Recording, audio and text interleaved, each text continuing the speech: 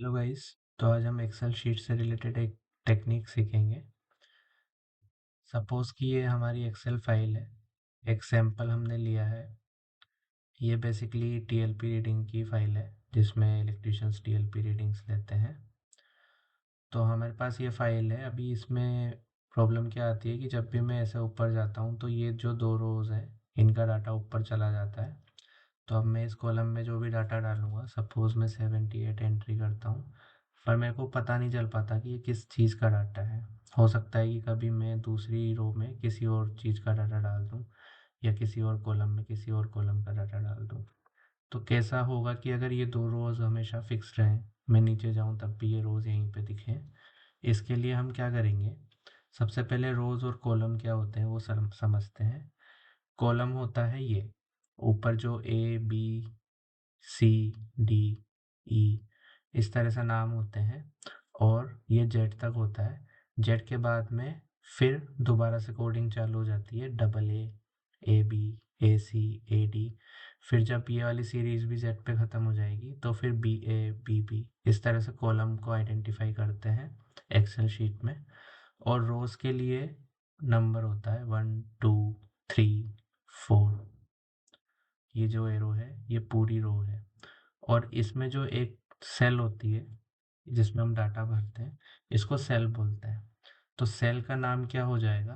पहले कॉलम का नाम, कौन से कॉलम में है? जी। और कौन सी रो में है ये सेल? 6। तो सेल का नाम क्या हो गया? G6। ठीक है। अब हम समझेंगे कि ये दो रोज़ का डाटा हमेशा यहाँ पे कैसे बना रहे। अगर हम ऊपर नीचे स्क्रॉल करें तब भी ये दो रो कैसे फिक्स करें। तो सबसे पहले तो जिस भी रो तक का डाटा चाहिए उसके जस्ट नीचे वाली रो को सेलेक्ट करना है।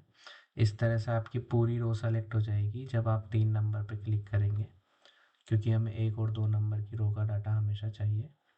अब ये चीज़ जो है वो देखने से रिलेटेड है एक्सेल शीट में। तो हम व्यू वाले टैब में जाके सेटिंग करेंगे, क्योंकि ये देखने वाली चीज़ है ना, देखने से रिलेटेड है। तो व्यू में गए हम।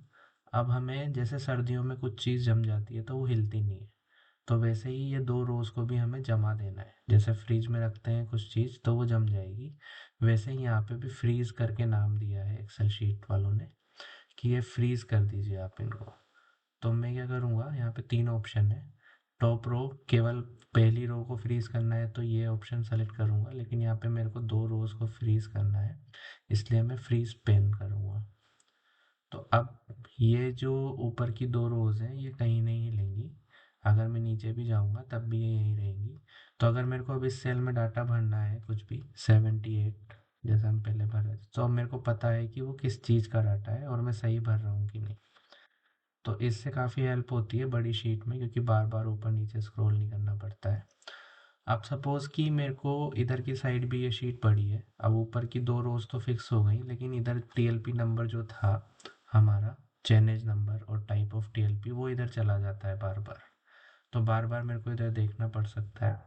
तो कैसा हो कि अगर ये दो रोज़ भी कहीं ना जाए और इधर करने पे ये कॉलम भी तीनों यहीं पे रहे। तो जैसा हमने रोज़ के केस में किया था, सबसे पहले तो जो जमा हुआ है उसको वापस से पिघला देंगे। तो पिघला देने के लिए अनफ्रीज करने का वर्ड यूज़ होता है इंग्लिश में। मैं सरल भाषा में आपको समझा रहा हूँ। तो अभी ये शीट वापस पहले जैसी हो गई, कुछ भी फिक्स नहीं है।